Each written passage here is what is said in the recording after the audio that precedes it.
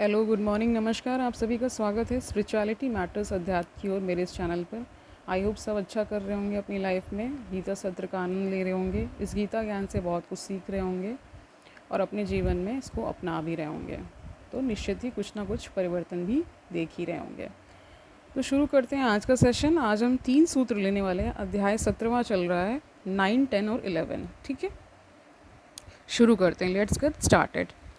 शून्य दृष्टि वृथा चेष्टा विफलानि इंद्रियाणि च न स्पृहा न विरक्ति व क्षीण संसारे सागरे। ठीक है, संसार सागरे। और जानते हैं, जिस आत्मज्ञानी का विश्व रूपी सागर नष्ट हो चुका है, उसकी दृष्टि शून्य हो जाती है, उसकी चेष्टाएं सार्थकता को खो बैठती हैं, उसकी संपूर्ण इंद्रियां निर्बल हो जाती हैं, उसमें किसी भी प्रकार की कोई इच्छा नहीं रह जाती है, ना ही वैराग्य की भावना रह जाती है। व्याख्या जानते हैं, बुद्धि का अनुभव तुच्छ का ही अनुभव है। उसका अनुभव इस सृष्टि पर्यंत ही सीमित है, परंतु चेतना का अनुभव उस विराट का अनुभव है। वह तुच्छ से ऊपर विराट की ही अनुभूति करता है, संपूर्ण को ही देखता है। उसका आगे क्या बता रहे हैं, संपूर्ण को ही देखता है, जिससे उसका तुच्छ जगत जो होता है, जो छोटे से समुद्र के सदृश है, नष्ट हो जाता है। जिसने महासमुद्र को देख लिया हो, उसे छोटे छोटे सरोवर कैसे प्रभावित कर सकते हैं।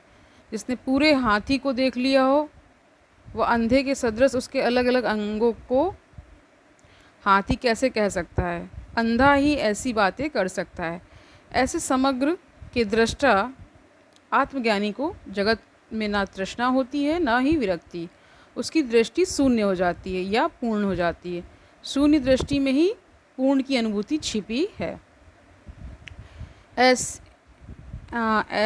ऐसी ज्ञान चेष्टा रहित हो जाते हैं, क्योंकि जब उन्हें सब कुछ प्राप्त हो गया तो फिर वह प्रयास किस लिए करें। उसकी इंद्रियां भी निर्बल हो जाती हैं, क्योंकि उसका संपूर्ण सांसारिक विषयों के प्रति आकर्षण ही समाप्त हो जाता है। परम आनंद के प्राप्त हो जाने से तुच्छ के क्षण मात्र सुख स्वयं ही समाप्त हो जाते हैं। उन्हें छोड़ने के लिए कसम खाने की ज़रूरत नहीं पड़ती है। 10वां सूत्र देखते हैं। ना जागृति ना निद्राति नीन नोन मीलति ना मीलति अहो परन दशा क्वापि वर्तते मुक्त चेतसा। और जानते हैं, वह न सोता है, न जागता है, न अपनी पलकों को खोलता है, ना ही पलकों को मूंदता है। मुक्त चेतस की कैसी परम उत्कृष्ट दशा होती है। व्याख्या जानते हैं, इस सूत्र में तत्वज्ञानी की अंतर्दशा का वर्णन किया गया है। मुक्त चेतना वाला मनुष्य उस विराट का अनुभव कर लेता है, जिससे उसके संपूर्ण सांसारिक कर्म, जो कि वासना, तृष्णा, इच्छा, राग, द्वेष, अहंकार की तृप्ति हेतु किए जाते, इनका त्याग हो जाता है। वह संपूर्ण कर्मों का साक्षी मात्र रह जाता है। ऐसा मनुष्य न जागता है, न सोता है, न अपनी पलक खोलता है और ना ही बंद करता है। कहने का तात्पर्य यह है कि यह सब क्रियाएं शारीरिक होती हैं, जो स्वाभाविक रूप से स्वयं होती हैं। ज्ञानी आत्म स्वरूप हो जाने से इन्हें नहीं करता है। वह इन सब से दूर खड़ा होकर दर्शक मात्र बन जाता है। ये सारे शरीर के गुण धर्मों के द्वारा होते हैं। आत्मा तो मात्र इस सब का दृष्टा होता है। ज्ञान की यही परम दशा है। चेतना की 4 अवस्थाएं होती हैं, जागृति, स्वप्न, सुसुप्ति और तुरीय। जागृता अवस्था में अभिमान कर्तापन की भावना होती है, स्वप्न में यह क्षीण हो जाती है, सुसुप्ति में इनका अभाव हो जाता है, तथा चौथी तुरीय अवस्था में मनुष्य मिट जाता है। ऐसा कहा जाता है, तुरीय अवस्था ही जब आपको मृत्यु घटित होती है या किसी की भी मृत्यु होती है, तो वो तुरीय अवस्था ही है। और जो बहुत उच्च श्रेणी के तपस्वी हो जाते हैं वो तुरीय अवस्था में यानी समाधिस्थ भी हो जाते हैं। तो इस तुरीय अवस्था के जगह जगह अलग अलग अर्थ दिए हुए हैं, बट कहा यही जाता है कि एक तो ये है कि आप थोड़े समय के लिए जाएं और वापस आ जाएं, एक ये है कि मृत्यु क्या है, मतलब फिर वापस आना ही नहीं होता, तो वो परम तुरीय अवस्था हो जाती है। ठीक है, ये है। ठीक है, इसलिए कहा कि चौथी तुरीय अवस्था में मनुष्य मिट जाता है, परमात्मा ही बच जाता है।